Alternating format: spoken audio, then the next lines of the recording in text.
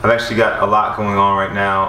I'm about to try to rush to the gym bag handy, to get in a quick workout before I teach classes at the Maryland Performing Arts Center, voice classes, not workout classes. And but I realized if I didn't do this video now, it was never gonna get done. And I want to make sure you have this for Monday, which I guess is today if you're watching this right now. But anyway, we're gonna get right to it. Just for future reference, you can always go to ericarcino.com for all the details about this in like a written format. So I'm gonna be kind of quick and to the point with this. But if you want the details, including links to certain articles I may reference in this video or future videos, ericarcino.com will have everything. Yeah. Alright, it's one of those days. Let's start with what you can't eat. For the next 2 weeks, starting today, you can't have sugar. What does that mean? That means no cereal. What? Are you kidding me? Hear me out. No cereal. I don't care if it says whole grain. I don't care if it's the best, sexiest, grainiest thing you ever did see. You can't have any grains. You can't have any flour. You can't have any pasta. No refined sugar, obviously. No candy bars, no brownies. That should be obvious, but you can't. No fruit juice. I know, but what if it's 100%? What if I juice it myself? No fruit juice. And I'll explain why more on the blog if you want to read about it. Why am I doing this? Am I saying that fruit is, oh, no fruit too, by the way. Am I saying that fruit is always bad? Some of this stuff is stuff that you should not be eating or drinking at all. Some of this stuff is stuff that we can reintroduce after the first 2 weeks. But why are we doing this? Right now, if you're overweight, we have to reset your leptin hormone levels. Leptin is your fat hormones. It's what tells your body that it's okay to gain or lose weight. Right now, your body's in a fat storing place. Your insulin levels are also important. If you're eating too many sugary things, even if it's healthy sugar, it's gonna make it harder for you to lose weight. Your body will be in a fat storing mode. But what if I just have one muffin? Because I like to have a muffin in the morning. Let me explain this to you, because a lot of people don't understand this, and this is one of the things that's going to help you stay healthy. And you might know this already if you've been studying it, but a lot of people don't know this. If I'm out to dinner with friends, sometimes I might have like a nice piece of steak, and they'll go, "Eric, that's so heavy, and I thought you were healthy. Like, how do you get your abs to look like that eating steak? I'm going to get this light pasta." This is the thing that's so foolish, and I'm sorry, I guess there are robots fighting outside. I don't know if you could hear that, but damn. People think steak is heavier in weight, you know, literally, and how it feels, than a little bowl of pasta. So therefore, this must help me lose weight. Wrong. There are chemical reactions that take place when we ingest anything.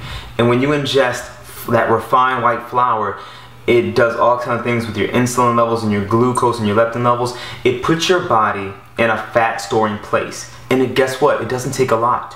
It doesn't take a lot of it to do that. That's what throws people off. Oh, this glass of fruit juice will start my morning off right. You're putting your body in a fat storing place. I know these things are promoted as health foods. This bran muffin or this whole wheat piece of toast, you're putting your body in a fat storing place. If you're having difficulty losing weight, this is why. The thing is, one time does count. I hate to be the one to break it to you. One time certainly counts. In fact, one time can impair your metabolism for up to 6 months, depending on how gluten sensitive you are and how insulin resistant you are. So basically, without boring you with all the science, fruit juices and fruits and breads, even whole grain ones, and flours and pastas and crackers and cookies and cakes, for some people, they can do it and still be skinny. If you're overweight, you can't. You're like me, our bodies aren't built for that. So what can you have? You can have that steak. You can have green leafy vegetables. This is the stuff that our bodies were made to have. And some of you are familiar with this concept, and I'm going to take a little bit deeper, some of you paleo types and Atkins types. One thing for a lot of us, our bodies are still set on full-blown caveman mode. We're supposed to eat meat and vegetables.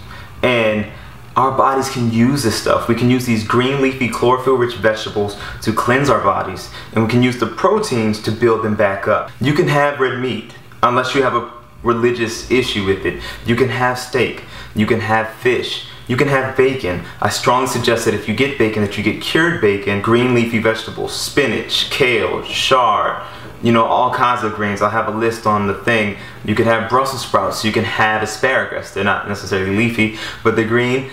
The green is good. You can have carrots, you can have onions, you can have peppers, you can have a lot of these things with your meat. Another thing, eat. If you're hungry, eat. Don't starve yourself. You won't have to with this. Trust me. You'd be surprised at how much I eat in a day. Eat. It's not so much about the portions as much as it is about the quality of the food you're putting into your body. But also, listen to your body. If you're hungry, eat. But if you're full, stop. Listen to your body. As you're eating, occasionally take a pause and ask yourself, am I full? Am I just eating continually to clear my plate? Or am I just bored? Or am I eating because this TV show is good and I'm just eating while I watch? Think about this. When you're full, stop. Listen to your body. You know better than anyone else. If you want to talk about portion control, you have a built-in meter. If you're eating healthy, good food, you will feel it. You'll know. It's kind of hard to overeat steak anyway, because it's not like anybody just sits around snacking on steak chips all day, or like, this salmon, I just want the 5th piece. You know, it's kind of hard to do that. These foods tend to make it easier on our receptors in our body to, that notify us of when we're full. So pay attention to that.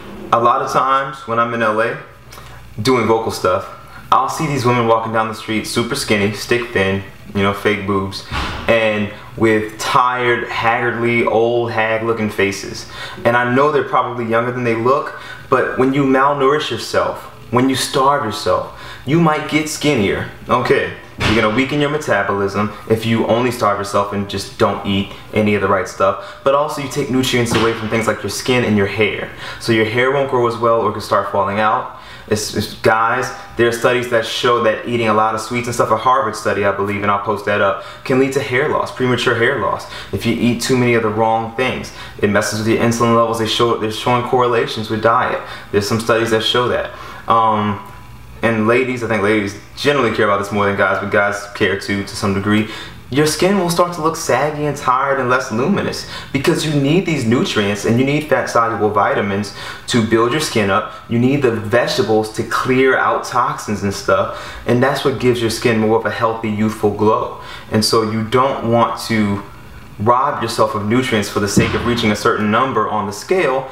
And okay, you're skinny, but now you look like a witch. You don't want that. I'm not saying make yourself eat. What I'm saying is listen to your body.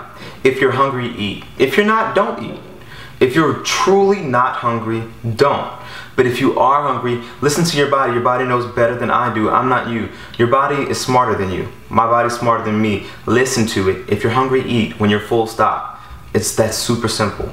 Don't worry about this portion control stuff as long as you're eating the right thing. Now I'm going to give you one rule. On your plate, you have 1 portion of protein. I want 2 servings of vegetables. I want 1 regular vegetable and 1 fermented vegetable. What's a fermented vegetable? These are things like sauerkraut and kimchi. You want vegetables that have living enzymes in them. And so you want to make sure that it says living enzymes on the label. Check it out. I'm going to flash some pictures up, put some stuff on the blog, some brands I recommend. Meat, vegetables, fermented vegetables. I'm going to have lists on my site.